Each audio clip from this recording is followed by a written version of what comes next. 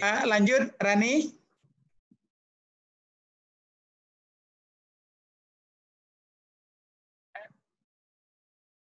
Rany, are you still there? Silakan. Ya, silakan Rany, please. Yeah. Sorry, what was the question? I missed. You know how to develop the professionalism of the Minang youth, so they can be very confident in compete to to go to the professional market, not as entrepreneur, not in academician, not as academician. What is your suggestion? In terms of, I think definitely having, first of all, a network for the Minang youth in terms of a professional network.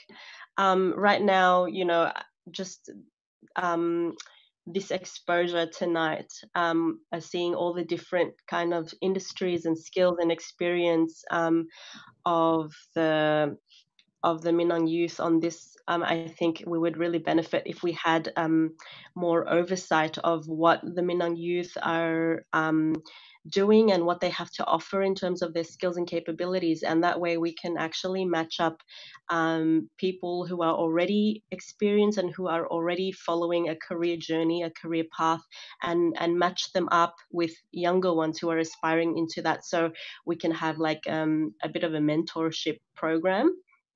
And also, I think in terms of, trying to capitalize on the technological and digital side, having training sessions and even seminars or information sessions, just knowledge sharing with each other on how to, if there is a particular skill, if there is a particular industry or company that the youth want to get into, if there is anybody that is already working in that space, then we can connect them and give them insight and access and experience.